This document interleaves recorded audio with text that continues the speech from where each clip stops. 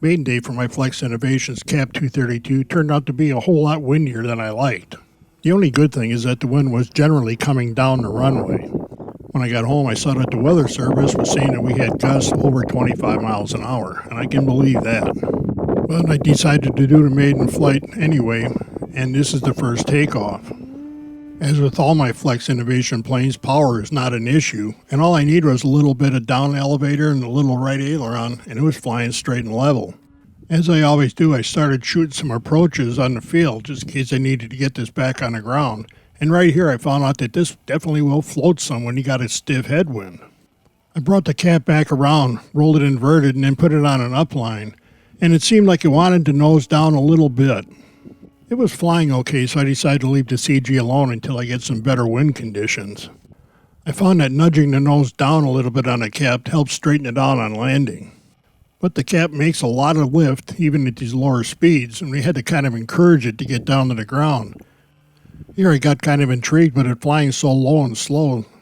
A gust of wind got the wing up a little bit, but that corrected easily and set down fine. Here I tried using the rudder to turn it into the runway, and the cap likes the rudder fine and doesn't do anything scary. And here I started finding out that the cap was flying on the wind some, and when the gust quit, it dropped out of the sky. That's not a problem with the cap, that's my problem for not paying attention to what was going on. This is the beginning of flight number 2. I had changes to the expert setup right away instead of doing the stock one. I wanted to see how touchy the ailerons might be. And I found out that you want to be paying attention.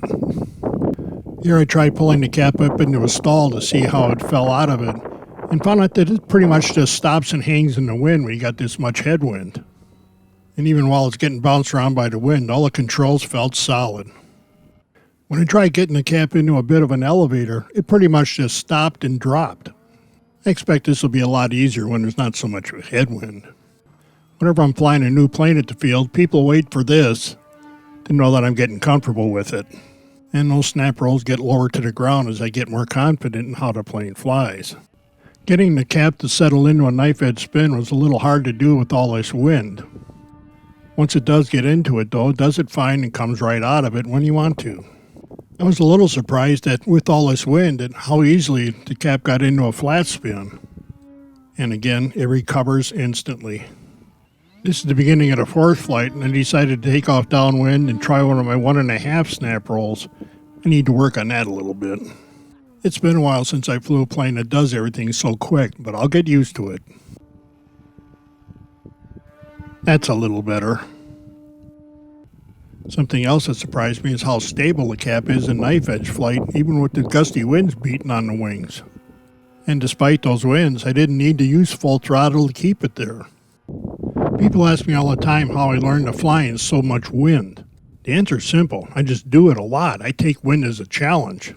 I did a little more than 60 touch and goes on this day, and this is number 55 with this brand new airplane. And right here I get caught.